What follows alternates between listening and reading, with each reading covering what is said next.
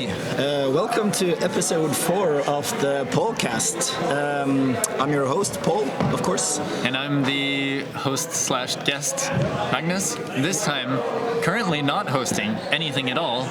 Yeah, we're not in your house, Magnus. Why is that? We are coming at you live, kind of, from Uppsala Arena and the fourth and final tournament of the Norwegian Indoor Series. Yeah, the Battle of Oak Hill, hosted by Ekeberg Club, as we all know. And we have a guest with us today as well. The podcast is usually more funny than this. Okay. Thanks. Thank you. Thank you, Ivan. You're one of two that has the lifetime platinum I know, subscribers. so I feel kind of that I can say it. We can take that back anytime. We're here in Uppsala Arena. We're watching the game between PCLH and BFK. So that's Pancake Circle Limited Lørenskog Frisbee Club against Brickers. And I don't think it should be BFK, because that's Bærum. Yes. It should be BRI. BRI, yeah. Yeah. And we see, and of course it's Pancake in red against Brickers in blue. Was that immediately a turnover? Yes, correct. Okay. Frode, the coach of Pancake, sends it back to Ben, drilling back and forth over to Erin Lango, if I'm not mistaken. Doesn't quite connect with Ben. What can we expect of this game, guys? I think this is going to be high intensity, of course. This is still a group game, but it's very important for their group to have the best possible third place placement, so that the third seed, or first, second, and third seed all go through to quarterfinals. In which actually isn't really possible for any of these two teams because they both lost against Bærum. Pancake got the first seed, so the team winning this is placing second, and the team losing this one is placing third with only one victory. So like in other groups, there may be third place teams with 2 victories, but not in this group. Wow. So the score is probably important, and of course it's very important to win. That's extremely insightful, actually. I never would have expected that from a guest. I didn't get any of that. A lot of turnovers here, the first point. Yes. We're doing the commentary in English. That's basically to heckle Daniel, I guess. He's on the sideline so far with his prominent man bun there. Should probably remain there as well. He can't do worse than the players on the field because there's been way too many turnovers. Christian Lovsov sends it to Enki. Oh no, he doesn't understand Norwegian, so if we are to heckle him, we should do it in Norwegian. The roles are kind of switched. I saw a previous game from them, and then it was Enki who threw the assists to Christian. So maybe that's a tactic to switch it up a bit and throw Brickers off, and they managed to do that. So I met Enki for the first time last week, actually, at outdoor practice, and then he was sporting a fine mustache. And you got inspired, or? No, I didn't get inspired, but I already miss it. His mustache, that is. He looked good. Next weekend, he's competing in the national championship of latte art, so coffee kunst. No way. I've tasted some espresso he made, and he's super good. Really? I mean, he's from Venezuela, Colombia-ish. That's a coffee country. Definitely, and he's worked in Dubai with coffee, and he's in Norway to do an internship at a Norwegian coffee roastery. So that's why he's here? Yeah, and to play Ultimate, of course, because he heard Oslo is famous for good coffee and good Ultimates. Yeah, that's true. One of those are true.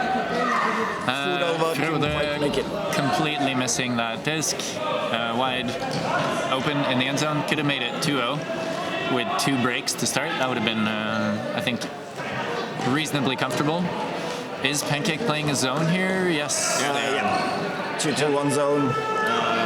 Is that slightly copy-pasted from another team? Or I feel like I was thinking about it earlier. Been doing it for a while. Oh, Paul Simon Saxebo couldn't quite reel in the scuba there from Guyane. Just as bad of a catch as Frulle's. But his was closer, honestly. Kate Mondal, the legend. That's the penises for hands looks. Yep. Enke looks deep. He loves to throw hammers and tries to get a Colombian connection there with Cristobal.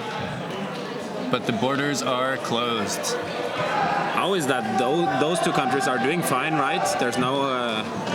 Between them? Between them? I think they're okay. But They're I mean, okay. isn't Venezuela struggling big time? Like, the inflation is insane. Yep. And their government is... We actually... isn't Borin... No, he's in Colombia. He's in Colombia. Yeah. So we got a scout from Ekeberg, actually, out in the fields. It's true.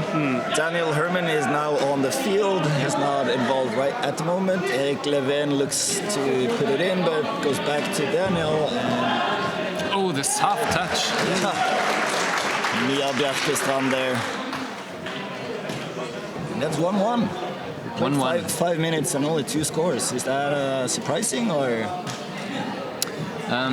Yes. Yeah.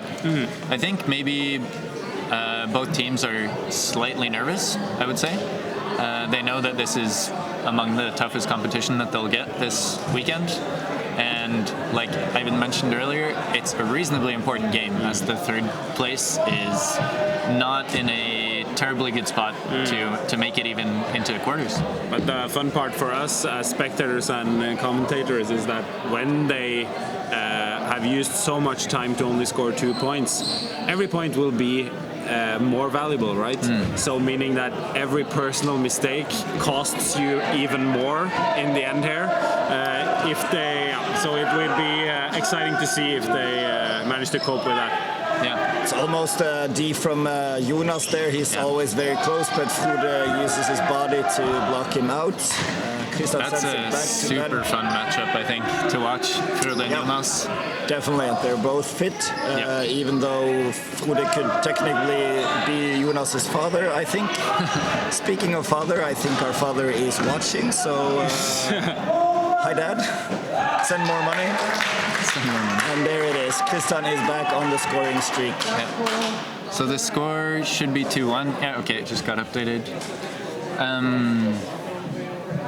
Yeah, that looked more comfortable for Pancake this time. Maybe they had found a bit more structure, maybe some improvements from Coach Frode.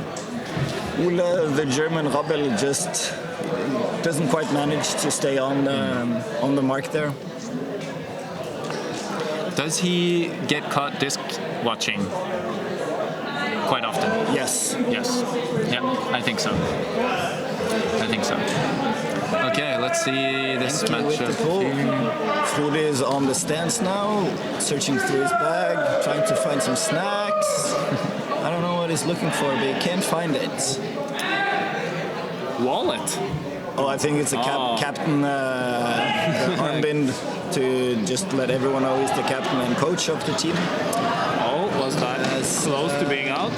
It was close, but not enough. They're kind of stuck on the sideline, and Ben with D. Enki just wants to go straight up, looking deep as always. Makes the smart choice and reset back to Cristobal. And there is the hammer into Frudalvad in the end zone. Gets it this time.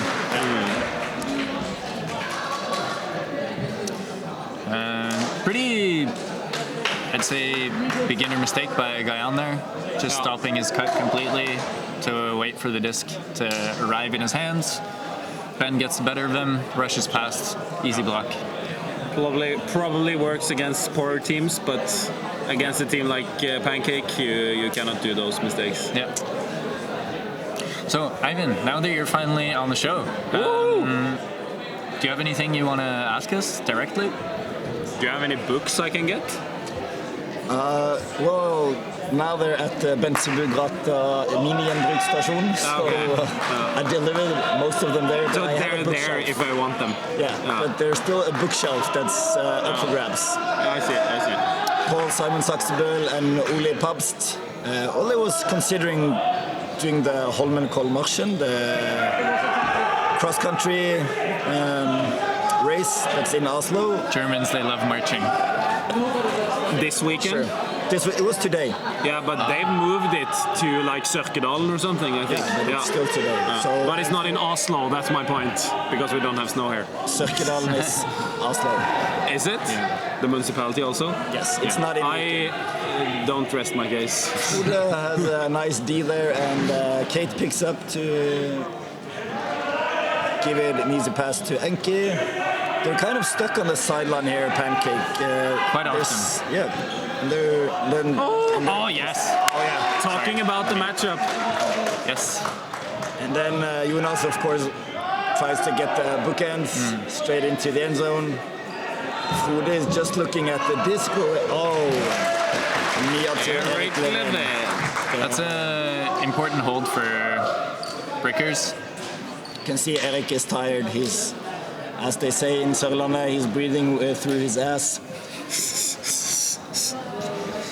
But still he scored, so that's all that matters. You don't need to, well, you need to look good when you're on the live stream, I would say. But as Daniel does there with a bit of pancake tossing. Here we have June, Daniel, and Gayan in the picture. Ole peeking his head in. And we, unfortunately, Have to leave. must depart. Yeah. We are playing a game against Trondheim in 45 minutes. Yep. Our final group stage game for the victory of the group, I guess. Exactly. Yeah. But I think the most important part here is that the game in front of you is so entertaining to watch that you don't need commentators. Yeah. But we will attempt to find someone to I am replace us. looking at two guys in which should have made commentary last game. I'm going to ask them right now. Let's get them. Should we just introduce them? Or you can make an introduction on them, will. and then I find them. Nice find there by Daniel. Reasonably sharp blade over the shoulder for Gayan. Making it 3-3. And it's, let's see, 15 minutes left of the game. So still plenty of ultimate to go. As Ivan mentioned, it's low scoring, so each point is going to be pretty crucial here.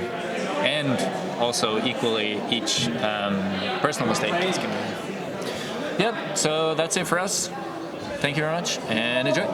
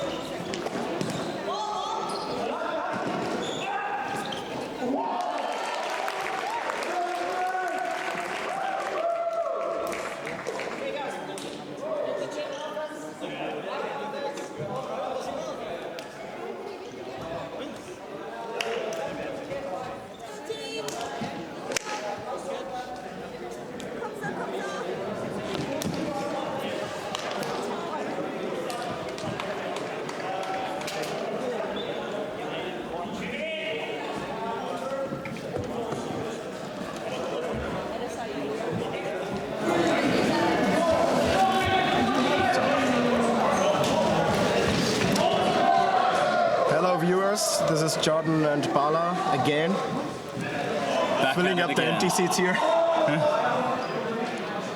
Somewhere in the middle of the game. It's about 13 minutes through the game, and I think Brickers actually came back to lead 4-3. Pancakes was leading 3-1, and Pancakes high release backhand to make that point.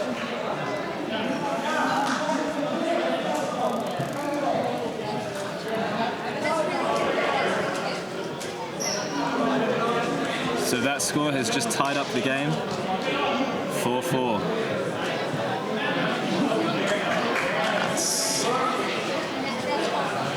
Let's see how Brickers come out on this. That's a great read from the offense player in the zone to get that disc. Sometimes when it just flies right over your head, it's pretty difficult to read. An inside forehand pull from Pancakes. Quick give and goes. And that's an overhead from Erik to Daniel. Erik is such a good left-handed lefty handler with his so safe, so sharp with his throws, especially his overheads and knives. Some kind of a call on the field. I think it's a pick call. So Jordan, what happens if it's a pick call? What does it mean? So usually what's happened is either another player has blocked a different player's path that stopped them from being able to get to the disc. It can be on your own player or it can be on the opposing player. But I think the guy in the end zone there, I think it's 23 on the Pancake team, they got blocked off, so couldn't get to his player. Oh, that's a great inside out. Amazing throw. It's a great grab as well from number 14 under pressure. Abby Nielsen, no. It was Daniel actually who scored that point.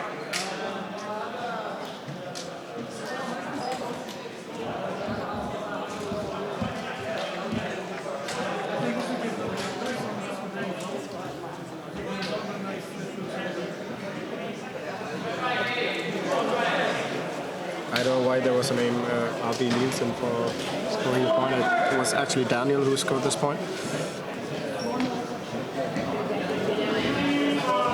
So we have a sheet here with a lot of information about the players, and Brickers, there's just one word that stands against every player, and it's terrible. I wonder what's so terrible about them, because they're coming back pretty quickly and pretty good. Wow, great grab from Ben, one-handed. Ben is so athletic, you can just trust, if you're a handler, you can trust him with any throws. Great upline cut. And number 21 catches this disc on the line. The defender should have been.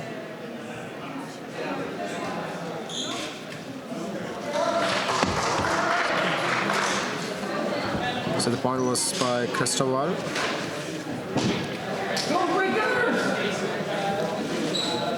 He's originally from Colombia and he has apparently played in the European Ultimate Youth Championship in 2019.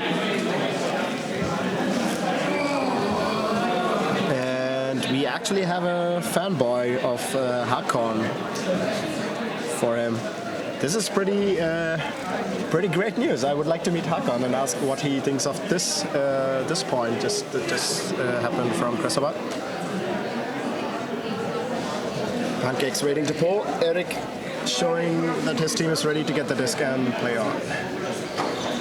Right on the line, Erik in the middle.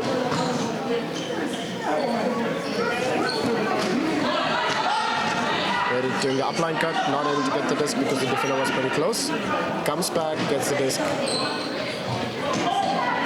Looking for some offers from upline, not coming. Brickers are opting always for this sort of weave movement. And the weave itself is kind of proving quite effective. That is a very good bid. It's also a very good throw. Two lefties working together. It's all smiles there on the replay. Skyen hitting a hammer towards Erik. It was a great bid from the defender. A little bit too short.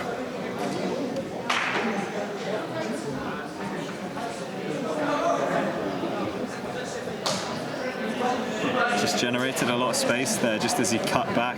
Yeah. It's nice. Gets himself the position. 1 or 2 centimeters missing for the defender.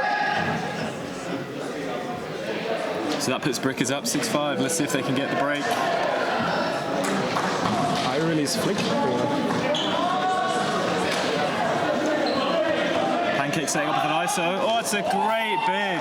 It was an ISO play, but Daniel was just right waiting for this.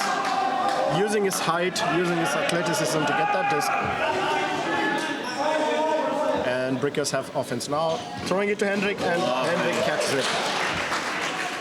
Somehow Hendrik and Daniel look like brothers with long hair, tall, working together so well. But Daniel actually comes from the US and Hendrik is from Norway.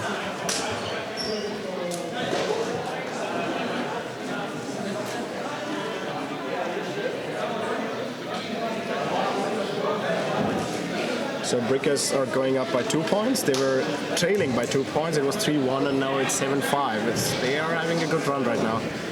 Pancakes should start getting back.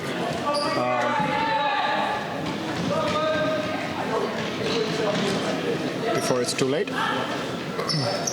You see a lot of 2-3 horizontal stack happening in Norway, which you don't see much in Germany, or maybe it's coming along slowly. But the middle player in the horizontal stack comes up and the other two create space and run deep. Could be pretty effective if you play it well in indoors. Wow. Whoa! That's a great bit from Erik. Almost there, not enough. And inside. That's a lovely throw. Lovely pass. Pancakes are not giving up that easy.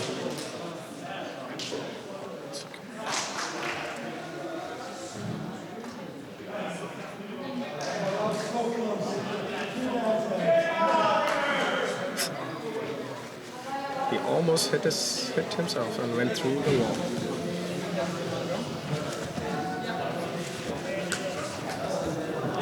So about 5 minutes left to play.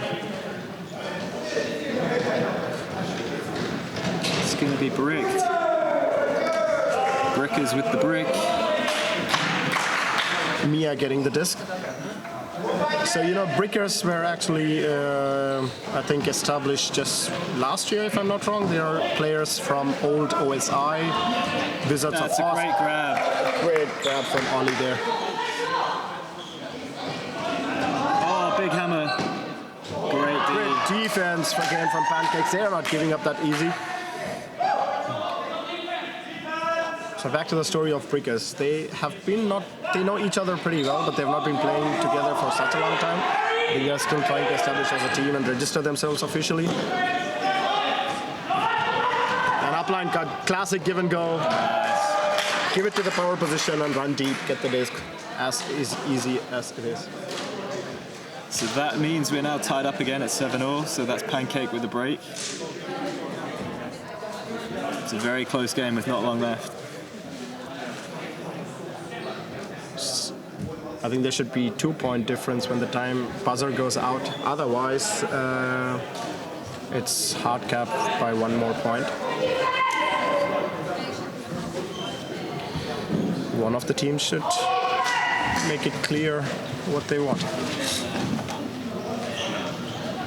Going big, Brick is Daniel hitting playing well. the offense player, stopping a little bit because he thought he wanted to cut back for a shortcut. I think the Brickers player there is saying that he wouldn't have got to that disc anyway, even though there was a bit of contact, so it's fair play. Turnover.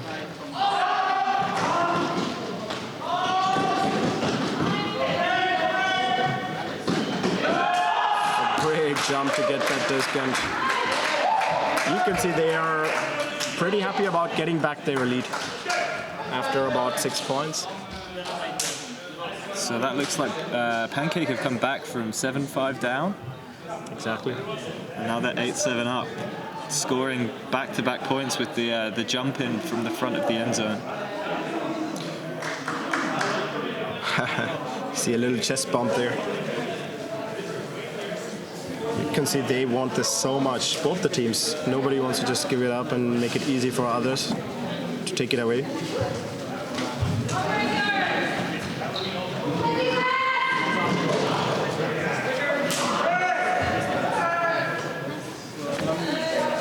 Starting from the brick position is Erik with his disc. Oh, that's again a bit of chemistry there.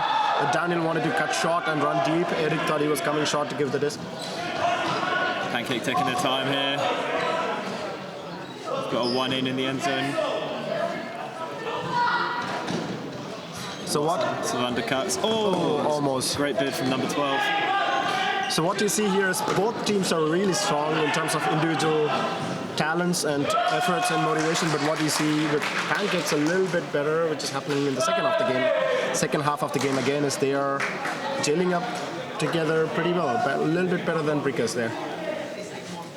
And this can make so much difference. You don't have to have rock stars and world players in your team. You just need to have a good team that works together.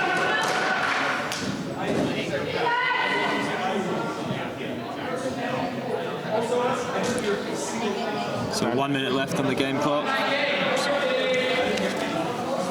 It's currently 9-7 to Pancake. Let's see what Brickers can do in the time that they've got left.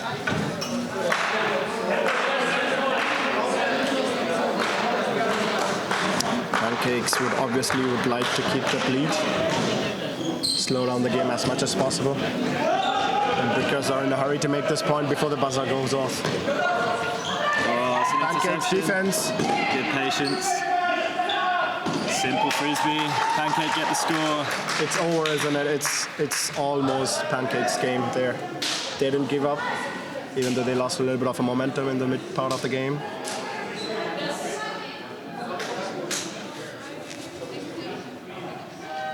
Brickers effectively losing a little bit of focus there after the initial or mid-game lead with 2 points. Right now there are like about 8 players on the Brickers line. 2 falling off. The buzzer is off. This is the last point that's going to be played. So unfortunately, even if Brickers make this point, it's not going to make much difference to the game, the result of the game.